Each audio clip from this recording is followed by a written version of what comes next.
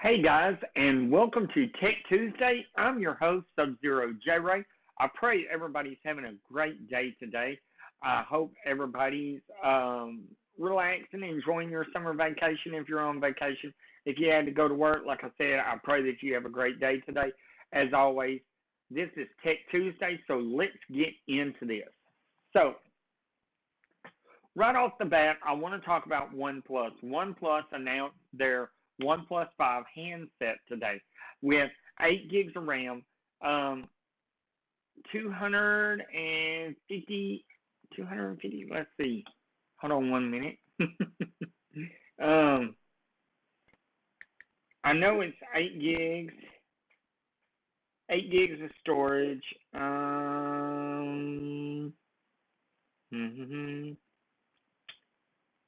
Let's see, 8 gigs of RAM, I'm sorry. Let's see. Let's see. Oh, where is it at? Let's see. Specs. There we are. Sorry about this, guys. Okay.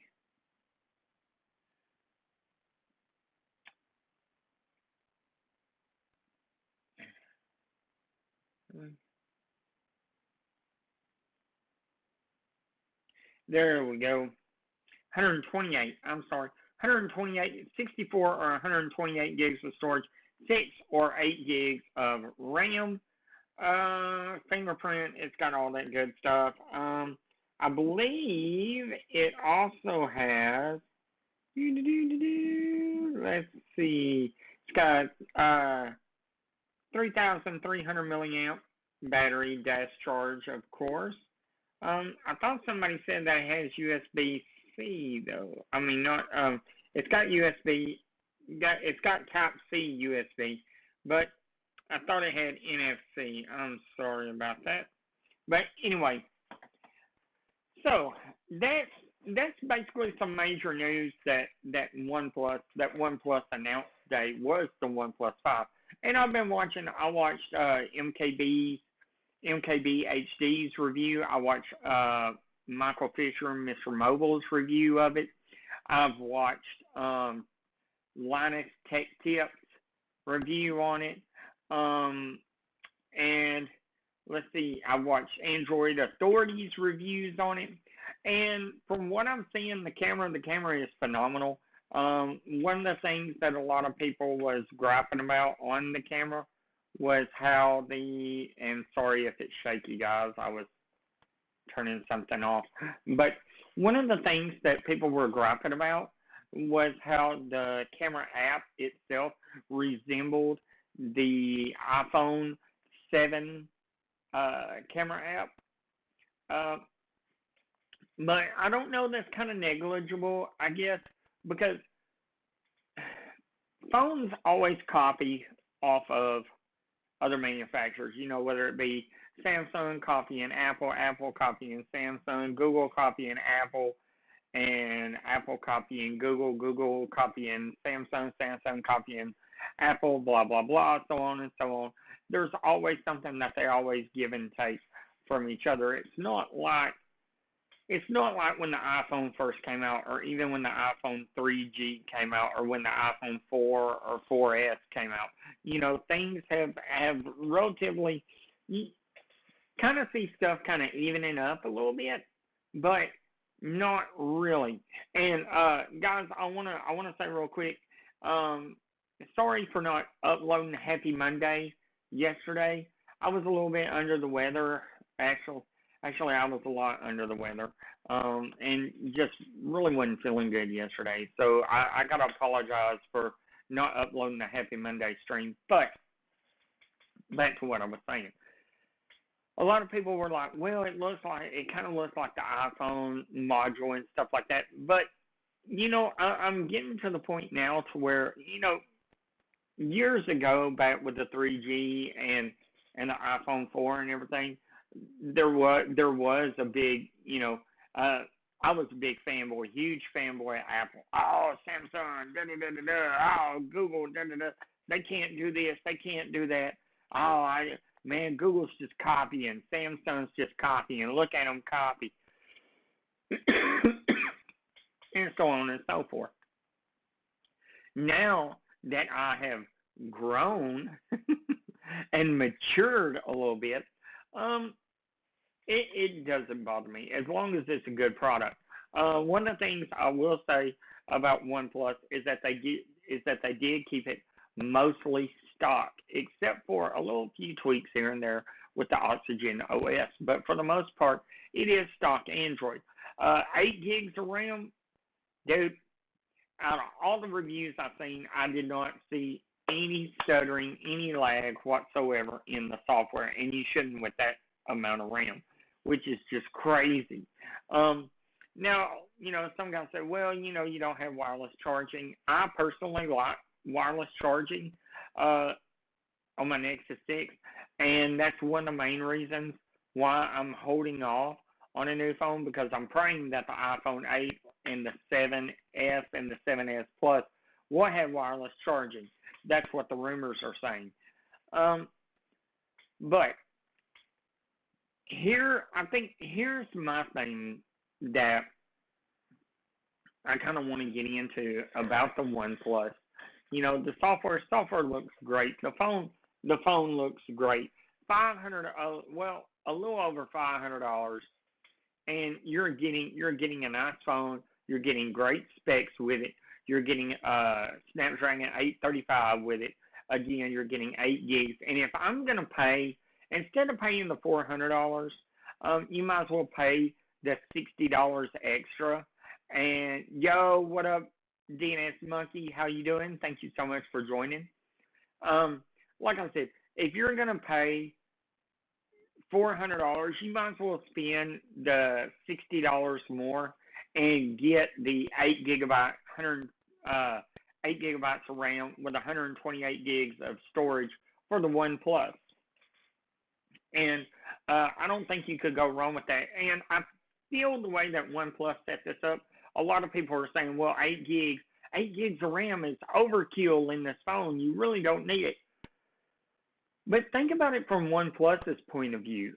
With 8 gigs of RAM, you can support that phone a lot longer than you can if the phone only had 4 or 6 gigs of RAM.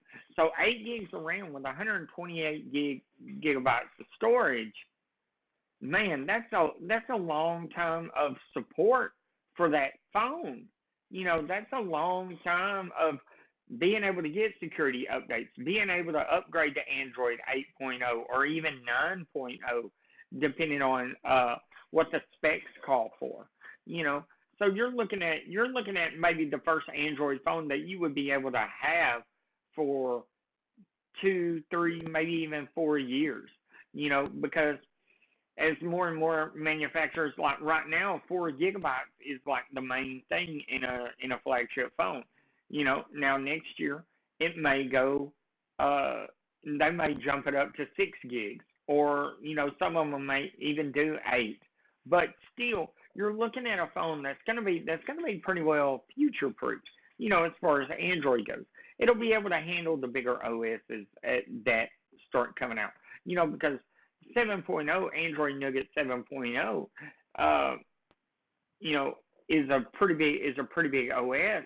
But then you get 8.0. Well, 8.0 may be a lot bigger than 7.0.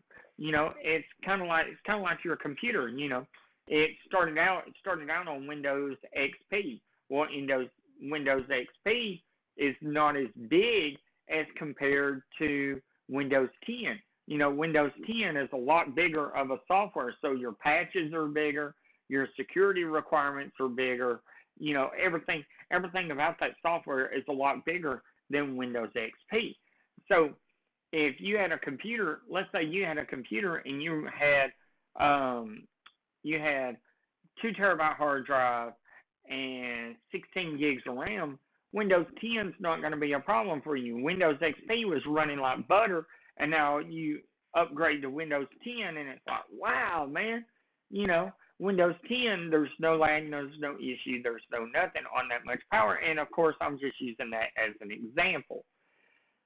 But I think out of all the things that I've seen out of OnePlus, I think the train, and this goes back to the HTC U11. HTC U11 is a beautiful phone. It's a beautiful, gorgeous looking phone. One of the things that really kind of bothers me about these phones that are coming out is, and I'll give you an example. This right here is 5.5 inches. Okay, this is a 5.5 inch screen.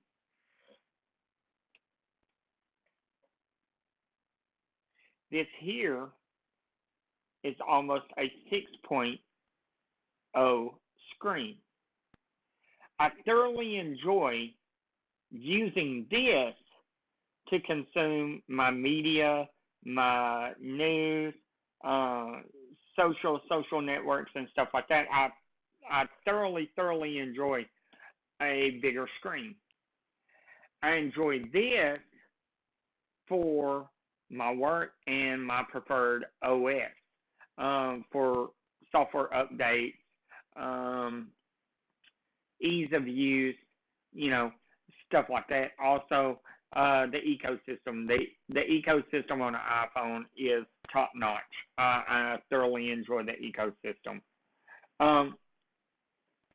But why are you on this Nexus 6? That's almost 6-inch phone, which does not, when I first got it, I was like, man, that's a big phone. But now it doesn't feel like a big phone. Same with the Samsung Galaxy 8 Plus. So why does HTC U11 and the OnePlus 5 have screens that are 5.5 inches? Why? I mean, I don't understand it. Why not make the screen that fit like this Nexus screen? That's almost the whole body. Why couldn't you do that with the OnePlus 5 or the HTC U11? The iPhone 8 is going to come out and it's going to be mostly screen. Screen to body ratio is going to be more screen than body. So I mean that's always nice, especially when you're consuming content. When you're consuming content, videos, movies, social media, YouTube, stuff like that, a bigger screen is always nicer. And then it's really nice if you can get it to fit in the hand. Case in point, Samsung Galaxy 8 Plus. The only thing I can say, though, is I don't like how they elongated the screen, how they made it so much longer. I think this, to me, is kind of a perfect fit. I mean, there's still room. That they could bring the screen up through here.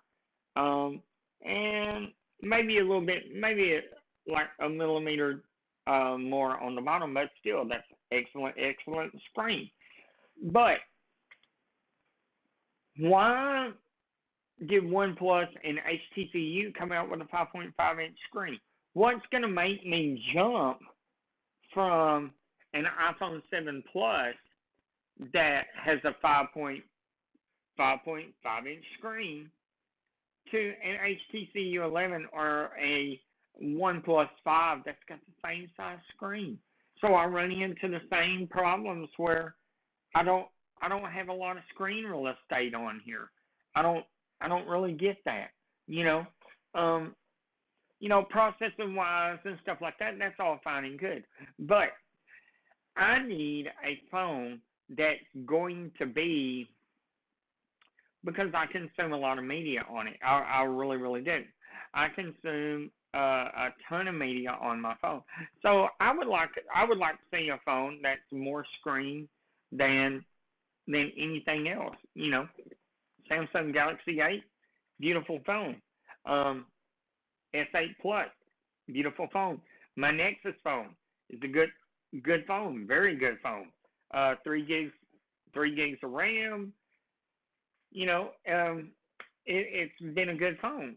But again, my preference, I like Apple. I like Apple's ecosystem. I mostly use my Nexus phone when I'm at home on Wi-Fi and I'm consuming a lot of media through that.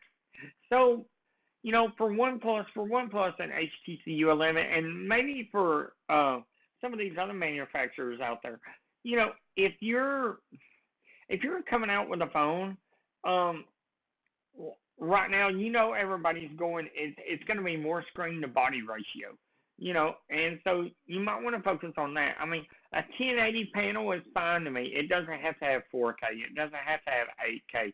It doesn't have to have that. A good 1080p panel is fine with me. I just want something that I can consume media on and be comfortable in doing it. Especially, if you're in the car, if you're in a plane, if you're taking a trip on the bus or something, it's so much easier to carry around. It's so much easier for me to carry around this phone. Ooh, shaking. It's so much easier for me to oh wait, what is that? I got to pop up. I'm sorry, guys. But like I said, it's so much easier for me to carry this in my pants pocket on a plane or on a bus or a train or on a trip. Um, but that's just me. DNS Monkey says I like my 4K OLED display, sir. and that's true. Some of y'all do, and that's still the point is that you know I don't want to carry a tablet every time I go on a trip. I don't want to have to carry a PC every time I go on a trip. You know, I feel like that my phone is sufficient, especially when it's just me viewing it. You know, granted, we got an iPad Mini. We could do that. That's no problem. But if you're getting in, if we're going to pay, upwards to 800, 900, $1,000, then y'all need to do like Samsung did. Y'all need to make it, full screen to body ratio, maybe not as long, but find other ways and tweaks to get that display just right to be able to fit that whole display in your hand where you don't have so many bezels and stuff like that. Because if you're going to be paying that much for a phone, then like my good buddy DNS Monkey says, it needs to have 4K, especially if you're going to be paying upwards of $1,000 for this piece of technology. But I still don't and $500, don't get me wrong, $500 is a lot of money. But with the iPhone 8 coming out and with the rumors saying that it's going to be close to $1,000 for the phone, why would I want to pay $1,000 for an iPhone when I can pick up two OnePlus 5s and be done with it? So basically, for the price of one iPhone, I could get two OnePlus phones. The only thing that I don't know, and I'm so weird, and a lot of you guys know that I'm kind of weird about this. It's finding a really good Android Wear smartwatch. I have gotten so used to wearing a smartwatch that it has become an integral part of my daily routine, from making sure that I get my steps done to making sure that I'm exercising, that my stand time, my breathing, getting messages, getting notifications when I'm in the office, and not having to pick up my phone every 10 minutes to say, oh, well, who texted me, who did this, who did that, da-da-da-da-da. And I was kind of holding out for a Motorola Moto 3 smartwatch, but that didn't happen, which was really disappointing to me.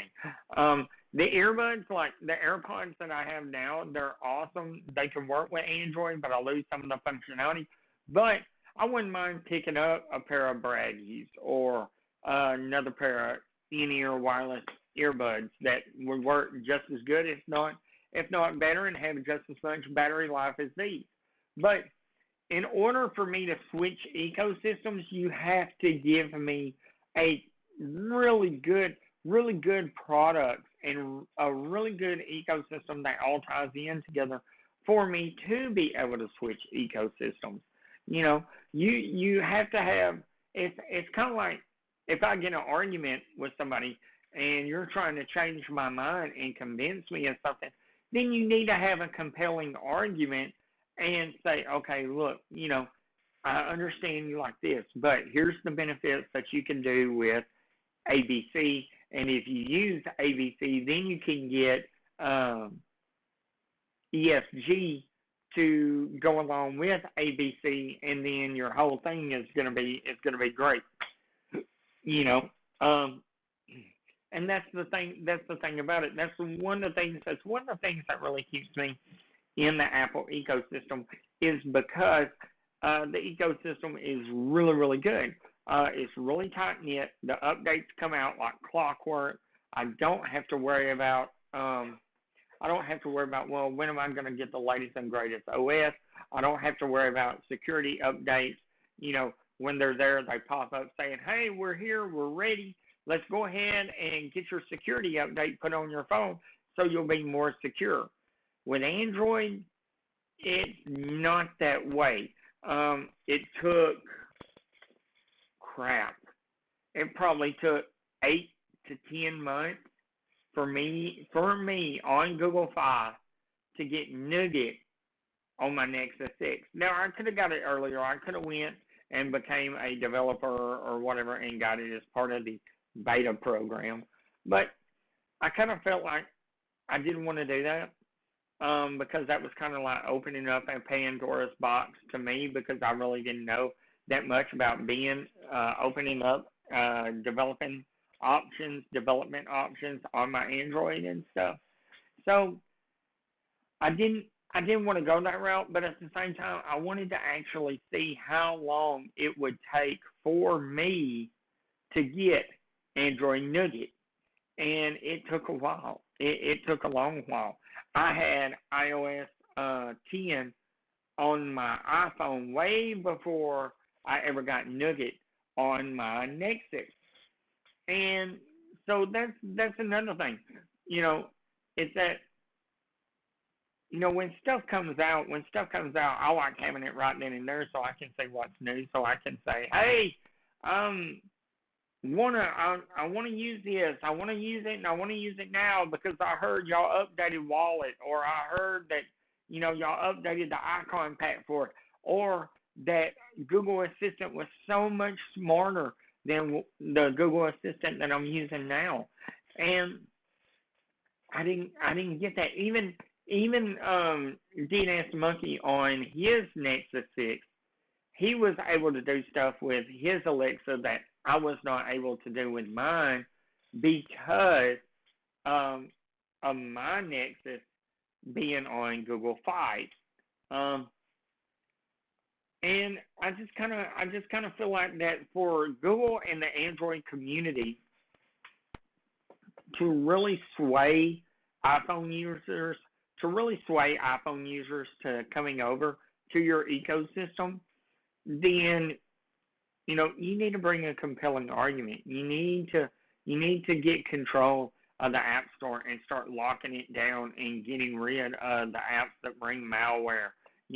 You need to start giving timely updates, security updates, OS updates on a timely manner.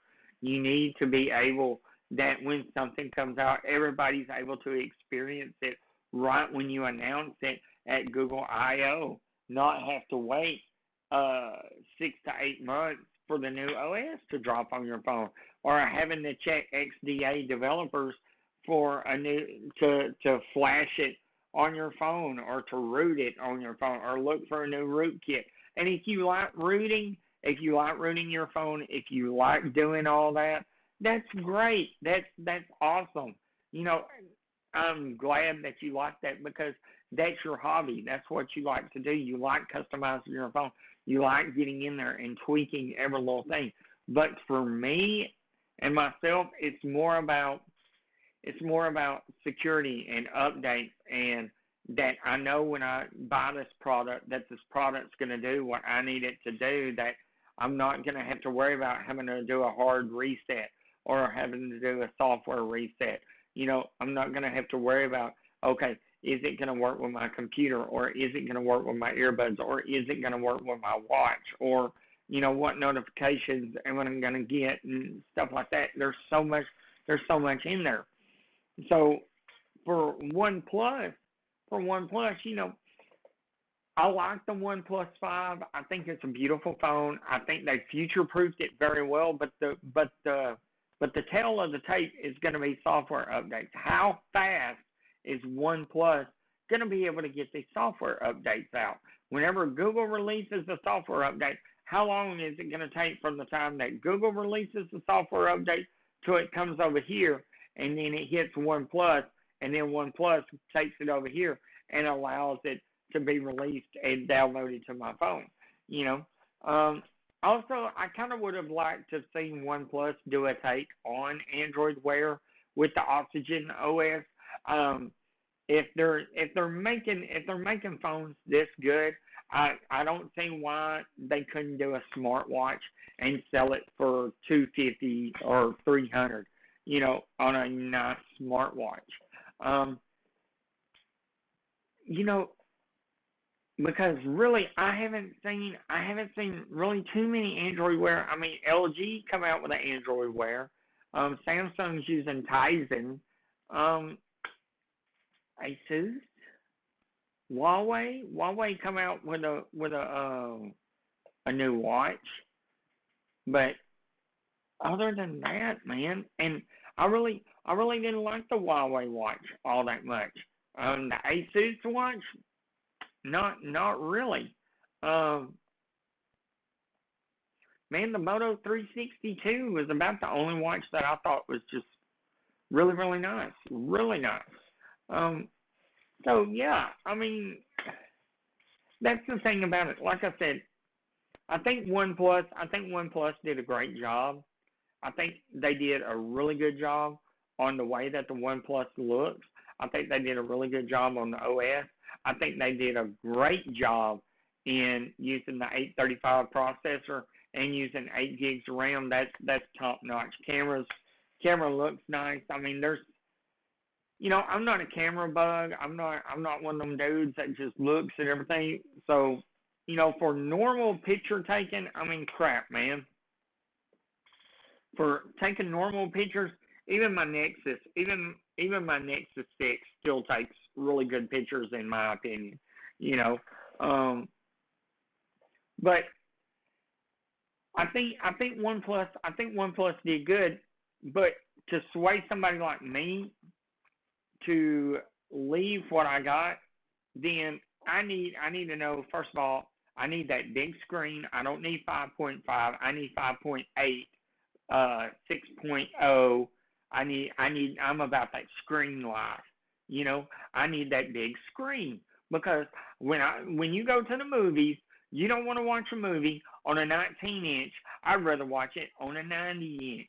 You know what I'm saying? I don't have a 24-inch set in the living room. I got a 55-inch because I'm about that screen life. I need a big screen.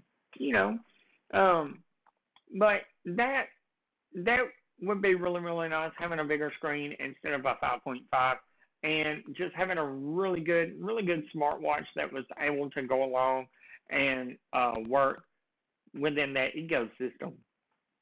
That would have been really, really nice.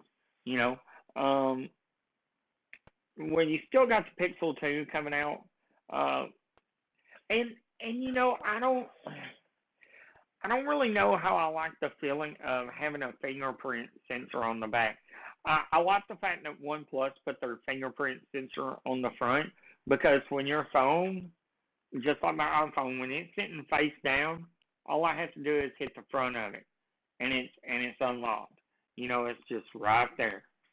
And do it again. Let's see. Yeah. I mean, just to hit that instead of having to touch the back of it. To me that's a little awkward, especially if it's laying down on your desk. And it's a lot easier, especially when I have it on a stand, to reach up and push it when I have it on the stand and I'm watching something than it is to have to say, oh man, let me pick this up, let me unlock it, let me do this.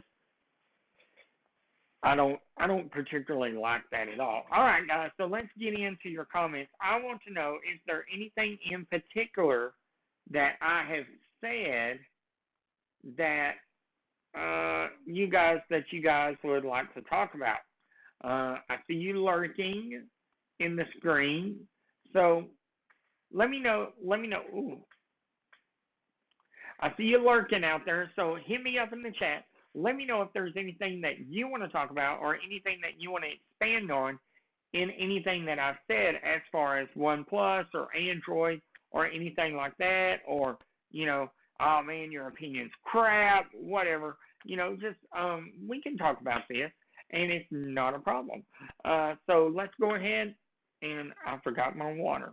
So let me run and grab my water. Y'all hit me with some questions. I will be right back.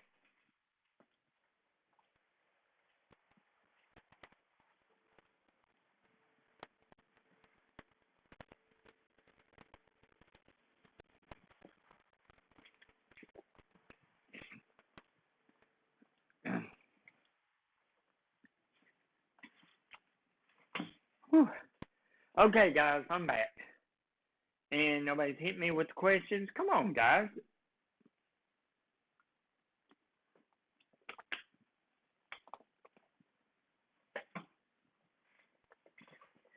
Whew. All right, guys. Now, like I said, hit me up with your questions in the chat, and just let me know again. Let me know what you're thinking, or how you feel about anything that I've said. I really, really appreciate it. The more questions I get, the more the better the conversation can go. But I'm really looking forward. I'm really looking forward to the iPhone 8. I'm looking forward to the bigger screen. We're seeing some of the improvements that Apple's done with iOS 11. But, I mean, I want to use my Nexus 6, but I don't know. I put Nova Launcher on it, as you can probably tell. Wait, is that Nova? Nope, that's Google. Okay, not Nova. Hold on a minute.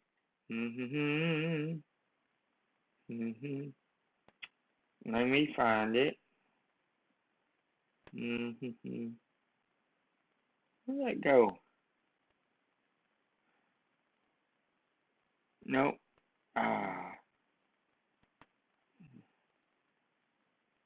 Let's see. I know where it's at. I'm trying to find it, guys.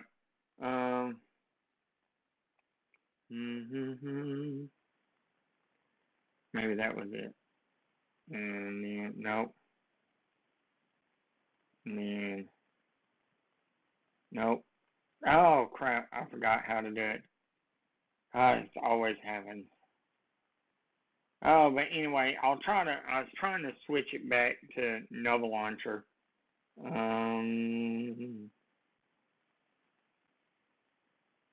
Wallpaper. Oh. Nope. Anyway, see, that's one of the things that ticks me off too, is every time I think I got it, that I got it in here, it,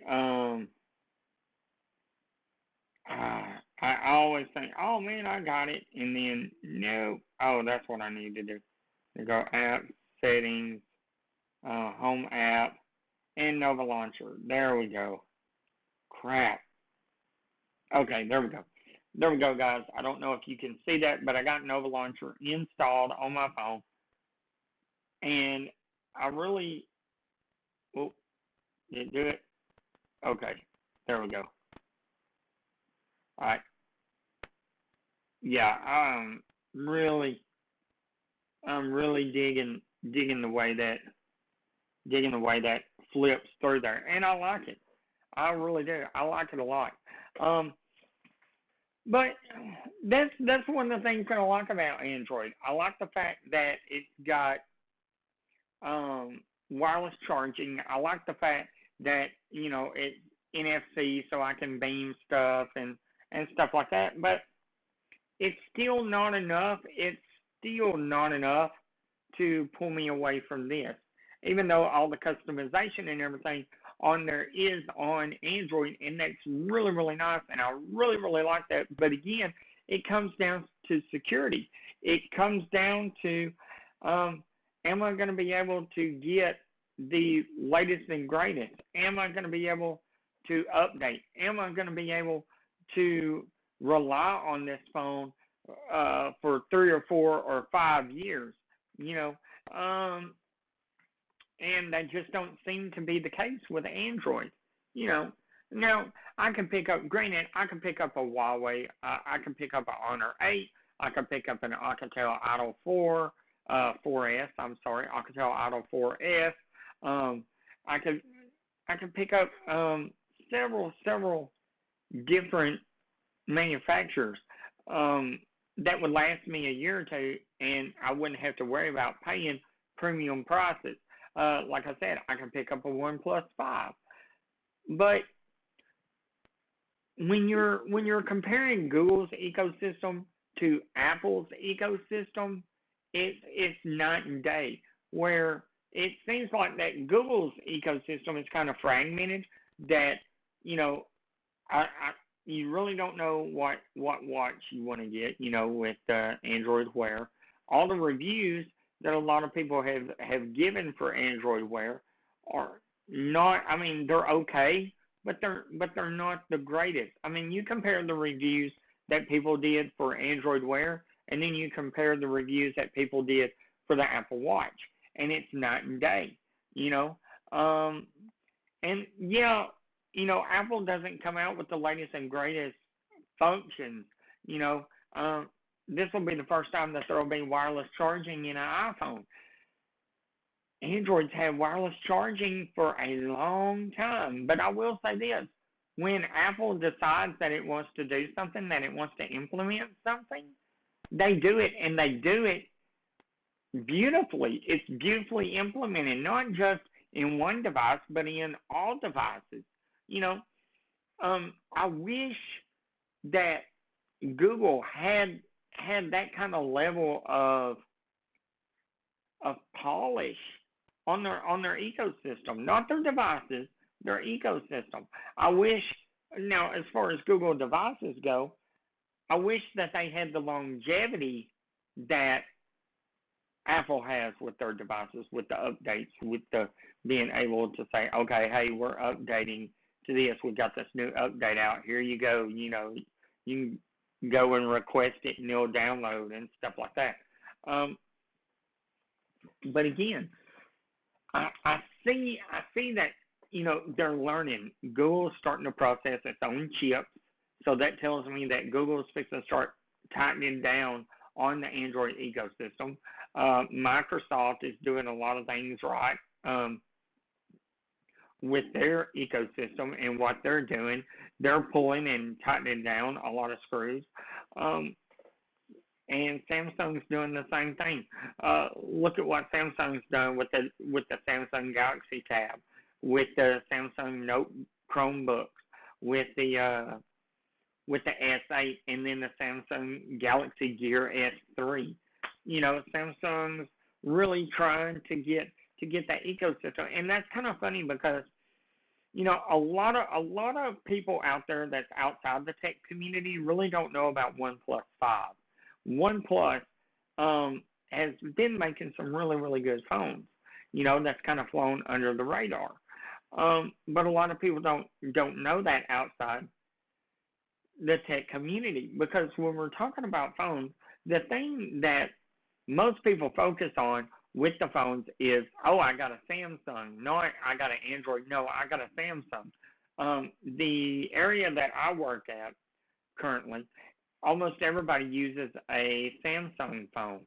And then there's a couple of people that, one, One I know for sure uses an Android, and the other one I know uses an iPhone 4S, I believe it is. So I mean, but everybody else uses Samsung, and so you really can't say, oh well, oh well, what are you using? They don't say, oh, I'm using an Android phone. They say, oh well, I got a Samsung. Oh well, what do you got? I got a Samsung Galaxy S6. I got a Note 5. I got a Samsung Galaxy S8. I got a S7 Edge or whatever. They don't really focus on, well, mine's running, I'm running a Samsung Galaxy S. I'm running a Samsung Galaxy S8 and it's running Android Nougat 7.1.0, or I'm running a Samsung S5 and I'm still on Marshmallow or whatever. They don't pay attention to that, not like we do.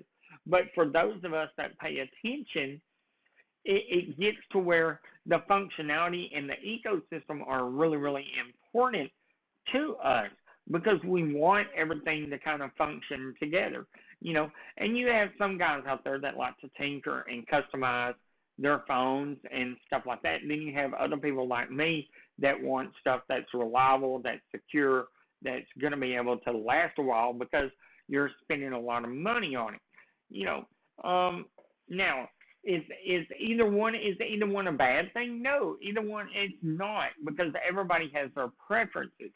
But for those of us that are encamped and entrenched in either iOS or Android or Windows or Samsung's ecosystem, um, it takes a lot to pull us out of that ecosystem because the other one that we're looking at is going to have to be able to do something that the current phone that we're using now already does and does it very, very well. You know, um, and I've talked about it several times. I've talked about it several times about the messaging apps.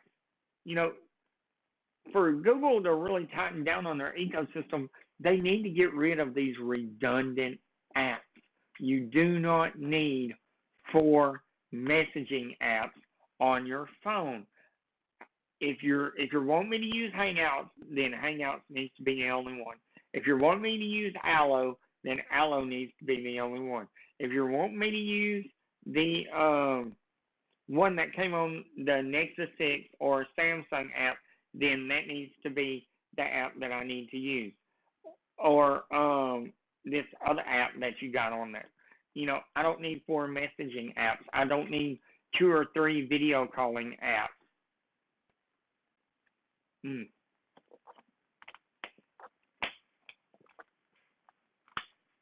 Ooh, pardon me, guys.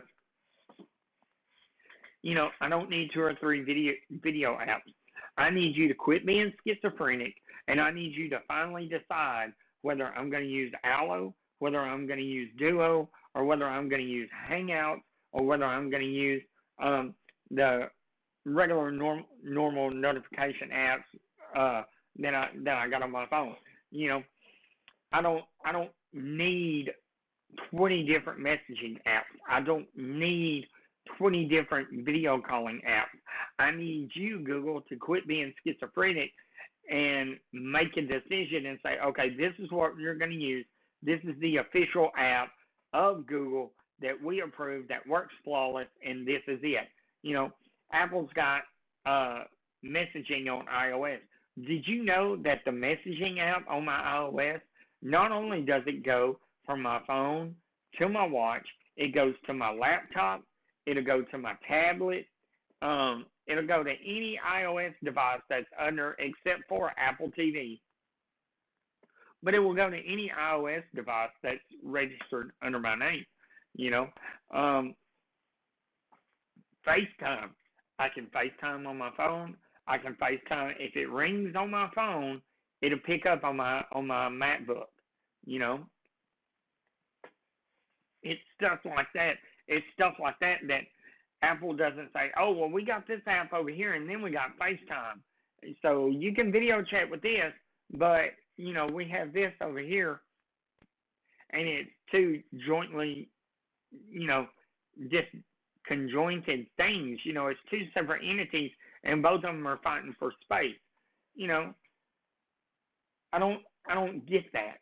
I don't get that at all. You know, that it should not be that way. You know, um, and that's kind of frustrating. And that's why the One Plus. That's why I'm liking the One Plus, because the One Plus has said, you know what, we're going to keep it as stock Android as we can. We got a few little customizable things on our software, but for the most part, it's dang near 100% Android the way that Google intended, which is very, very nice. But, you know, I mean, like I said, everybody's got their thing. Again, we got the Google Pixel 2 that's going to come out. We got the Samsung Galaxy Note 8 that's going to come out, but I think we pretty much know what to expect with the Galaxy S8. And then we got the iPhone 8 that's going to be coming out. So, you know, we still got about a few more phones that are fixing to be dropping. And by the time Apple makes their announcement and we see everything that's going on, I think for my next phone, I will be closer to making my decision. You know, but again, it depends. It's going to depend on the ecosystem. Has Google improved? Has they clamped down on their ecosystem? It's going to depend on the updates. You know, it depends on a whole lot of stuff. All right, guys. So do y'all have any questions? Anything that y'all want to talk about? Anything that you want to ask me? Anything that you don't like about this discussion?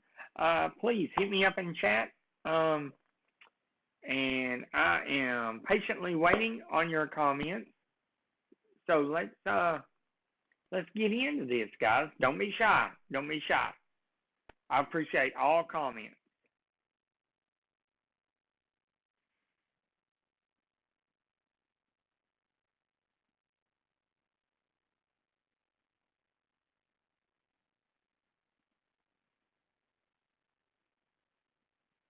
Yo, Titan, XZT3, how are you, man?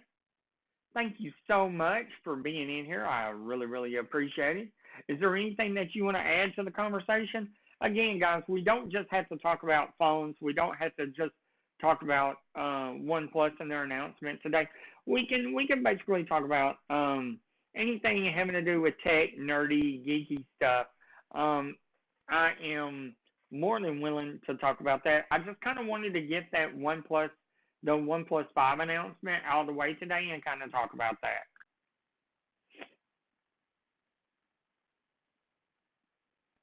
Yo, Billy Jazzy Jeff, is there a specific OS that you prefer?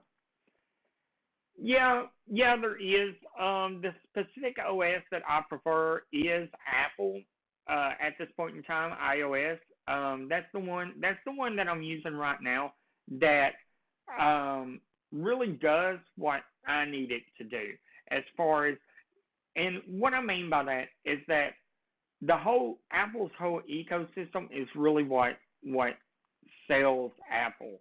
You know, that's really, oh man, that's really what you know, because if I have my phone laying down in the bathroom and I'm on the computer in the kitchen and the phone call rings or I get a FaceTime call, I can answer it on my laptop.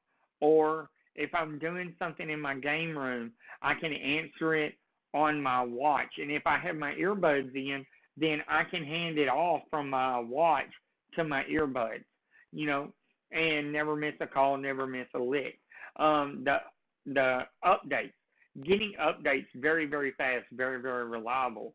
The fact that I continue to get updates for 5 years, you know, that I'll be able to upgrade to the latest and greatest OS for up to 5 years on Apple is really a big benefit. Now, I'm not knocking Android. Don't get it wrong. I'm not knocking Android and saying that Android's bad or that Android's horrible system to use. That's quite the opposite. I like Android for the customization.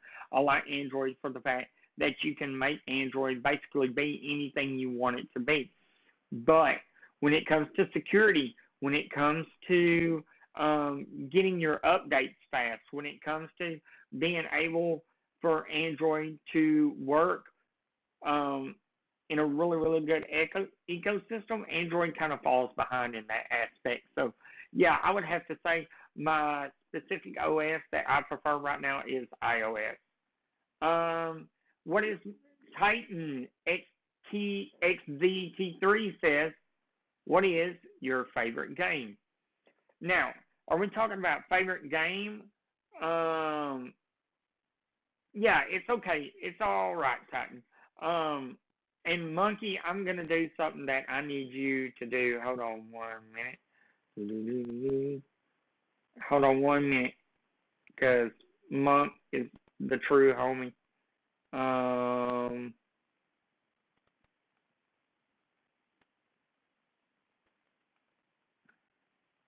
right, there you go, Monk, because I really need you. So Titan, my favorite game now. It depends. Are you talking about favorite game of all time, or are you talking about favorite game for just PS3? I mean PS4 console. Um, man, favorite game. Favorite game of all time for that, man, because I have quite a few. Man, you had to ask me this. Okay, favorite game on PS4 consoles, God of War. I like the God of War. God of War 1, God of War 2, God of War 3. Stories was excellent. I liked Darksiders, another excellent game. Favorite game on PS4, Destiny. I kind of wish that it had a little bit more story to it, but I enjoy Destiny a lot. I really, really do. Favorite game of all time. Oh man, from Atari to NES, Super NES, Nintendo 64. Oh man. See, what is a game that I stayed up? Man.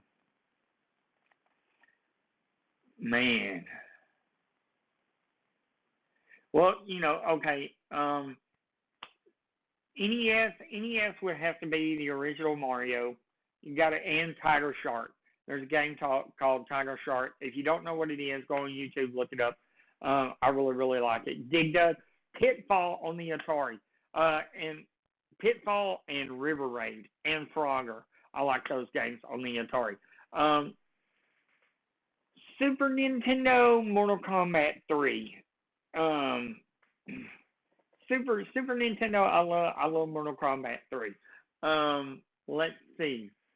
Oh man, Nintendo 64, of course, is GoldenEye 007 GoldenEye for the Nintendo 64. That was an awesome, awesome game. Xbox One. I mean, not Xbox One, but the original Xbox is Halo. Love the Halo series on Xbox. Let's see. Pole position. Yeah, pole position was a good one too. Let's see. GameCube.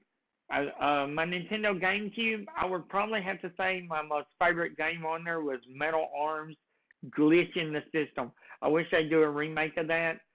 It was really, really good.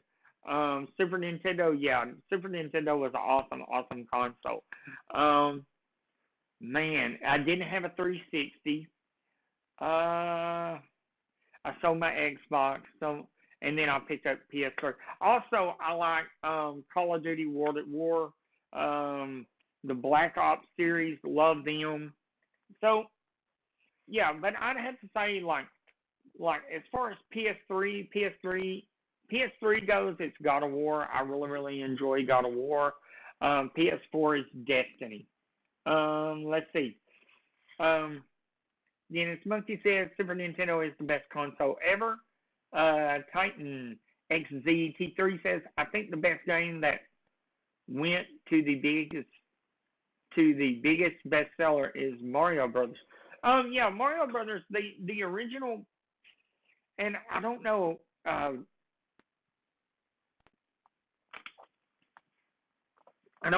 to really, I don't know how to really explain this, but when we got our very first Nintendo system at Christmas, um, my family didn't have a lot of money, so $100 was a lot of money back at that time.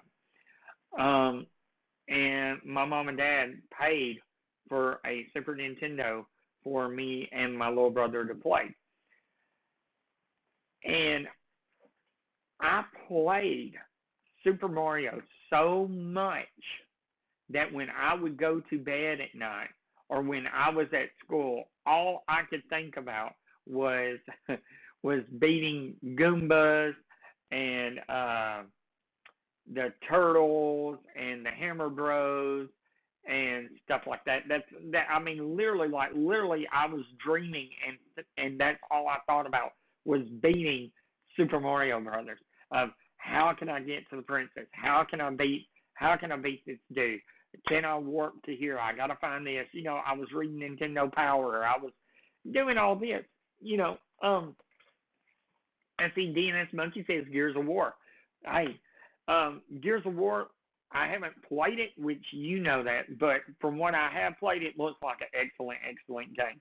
Another game that I like, of course, I mentioned it, was Darksiders for the PS3.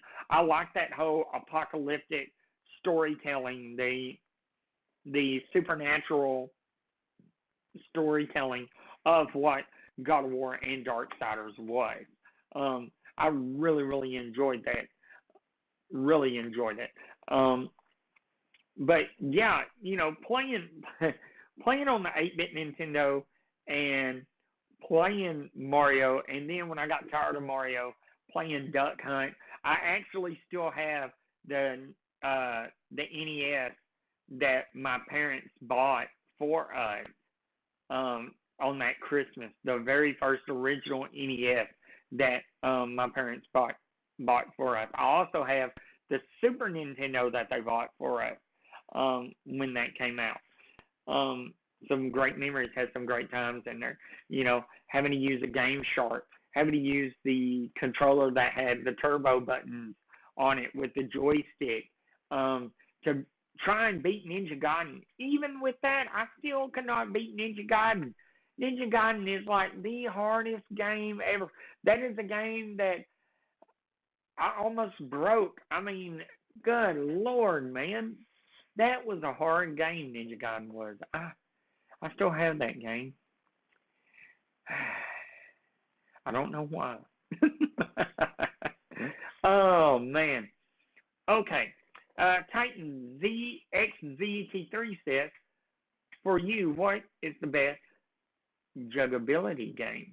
COD Black Ops 3, Titanfall 2, Destiny. Juggability.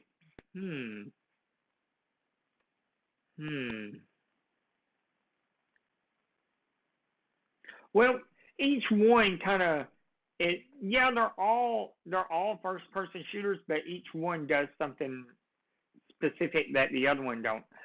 Like Call of Duty Black Ops 3 is really, really fast paced gameplay.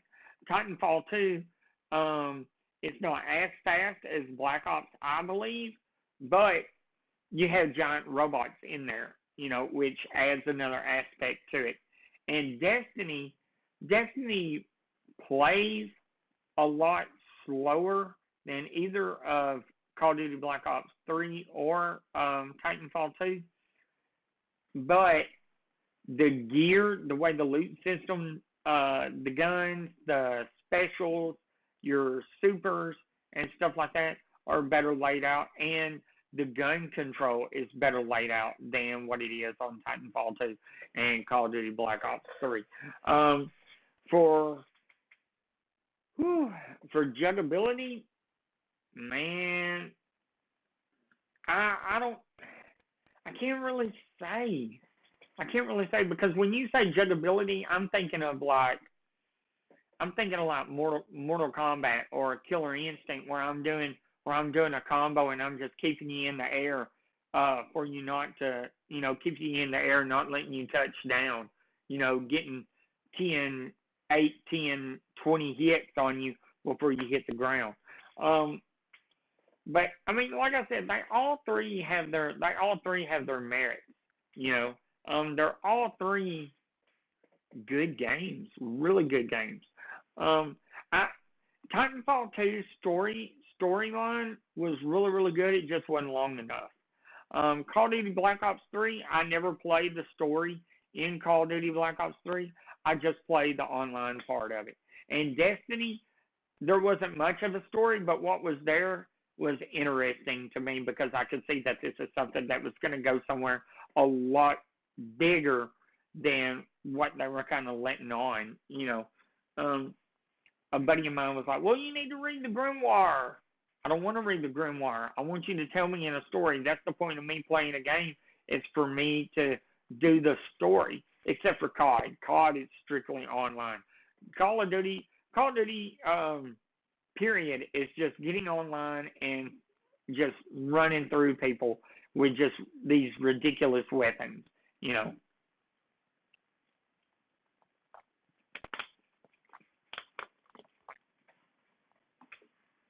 But again, that's just my opinion on it.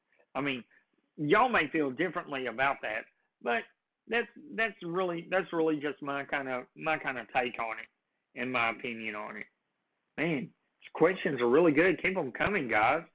I'm really, really enjoying this. Oh, and by the way, guys, if you haven't already, please hit that like button, pound that subscribe button. I'm trying to get to 100 subscribers. When I get to 100 subscribers, I am going to be doing a giveaway. So help me reach my goal of 100 subscribers so I can give away some stuff to you guys. Let's see. Titan, what is your best match on Titanfall 2? None. None of them. I don't ever, very rarely do I have a good match on Titanfall 2. I'm just saying, I haven't played it enough, which I hardly have a good match on COD. I have a good match on Destiny, but that's because I'm running the daily and I'm not doing the Crucible. So that's, yeah. I'm good by myself when it's like doing the daily or something, fairly easy. But online, no, not that good. Zombies, I'm okay at zombies. But Titanfall, when I play Titanfall, I normally play amped hardpoint. I really, really like amped hardpoint. Giveaway, I haven't decided, Titan. When I get 100 subscribers, here's what I'm thinking. I thought about giving away a Sony PSN gift card or a gift card like Walmart or something like that. I thought about, hey, Zon Sykes, thank you so much, man. Thank you, I really appreciate that. I thought about giving away like a collectible, what are those? Funko figure. I thought about giving away one of those. Of course, it would be a surprise. I thought about giving away a T-shirt or something, something for you guys, something that you can have. I thought like a T-shirt or something would be pretty cool. I could sign it, or the Funko collectible, I could sign it and give it to you guys. The gift card, yeah, I'm thinking about playing Titanfall 2 tomorrow actually. The gift card would just kind of be, for you guys, like say a gift card to GameStop or a gift card to PSN or Walmart or something like that, But I really haven't decided. I really haven't decided what it will be or what it could be, and it really depends on you guys, because before I do the giveaway, I want to place a vote, out there to you guys. Yeah, no problem, Titan. Thank you for coming in, man. Thank you so much. Thank you, thank you, thank you. Oh man, thank you. I really, really appreciate it. But like I said, it may be something that I just leave up to a vote for you guys. So that way, y'all get 100% say in what the giveaway is going to be. I think that would be pretty cool. But guys, it is currently 8:15 my time. I am going to have to end the stream and get off of here and get ready for work. I want to give a shout out to all you guys. I want to give a shout out to DNS Monkey, Titan XZT3, Philly Jazzy Jeff, and Zion Sykes. Thank you so much, guys, for watching. I really, really appreciate it. And, guys, anytime that I'm streaming live or anytime that I'm streaming playing a game, please feel more than happy to join in. I enjoy talking about anything from history to electronics to phones, computers, movies, Transformers, Nintendo, gaming, period, just anything. There's so much stuff I enjoy talking about. I don't think there's really a subject that I won't talk about, well, except for, mature subjects and stuff like that. We just ain't going to do that. But, as always, this is your boy, Subzerojray, saying peace, have a blessed night. I'll see you tomorrow. Bye-bye.